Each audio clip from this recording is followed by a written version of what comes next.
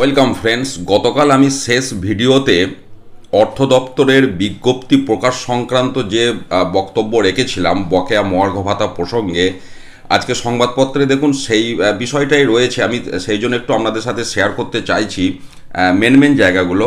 এখানে বাঁ দিকে দেখুন, আমি যে জায়গাটা দেখাচ্ছি, এখানে বলা হচ্ছে বাঁ দিকে মিডিল পোর্শন করে, তাই 13ই মার্চ নেওয়া সরকারের এই দুটি গুরুত্বপূর্ণ সিদ্ধান্ত নিখুঁত টাইমিংয়ে সমাজ মাধ্যমে পোস্ট করে বিরোধীদের একেবারে মাঠের বাইরে ফেললেন মাননীয় মুখ্যমন্ত্রী।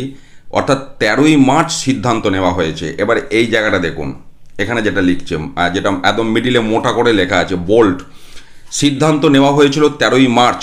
অর্থ দপ্তর বকেয়া মহার্ঘ ভাতা মেটানোর পদ্ধতি নিয়ে বিজ্ঞপ্তি জারি করেছে। দেখুন, গতকাল কি আমি ভিডিওতে বলেছিলাম যে বিজ্ঞপ্তি অলরেডি জারি হয়ে গেছে, সেটা ওয়েবসাইটে আপলোড হয়নি।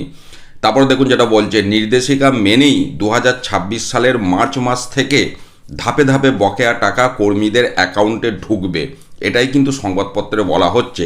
আবার ডান দিকেও একটু এই বিষয়টা রয়েছে। দেখুন ডান দিকে যেটা রয়েছে, একটু ওপরের দিক থেকে দেখুন, পোস্টে মুখ্যমন্ত্রী লিখেছেন, মামাটি মানুষ সরকার সরকারি কর্মচারীদের দেওয়া প্রতিশ্রুতি রক্ষা করেছে।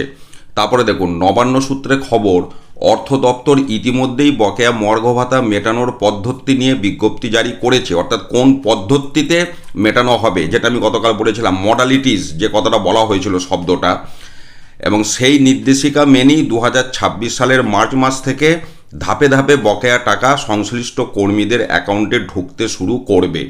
অর্থাৎ সংবাদপত্রে যে তথ্যটা আজকে পরিবেশিত হয়েছে, তাতে এটা বলা হচ্ছে যে অর্থ দপ্তর থেকে বিজ্ঞপ্তি অলরেডি দিয়ে দিয়েছে, বা মডালিটিজ বা কোন পদ্ধতিতে বকেয়া মেটানো হবে সেটা নির্ধারণ হয়ে গেছে, এবং সেই মোতাবেক প্রক্রিয়া শুরু হয়েছে।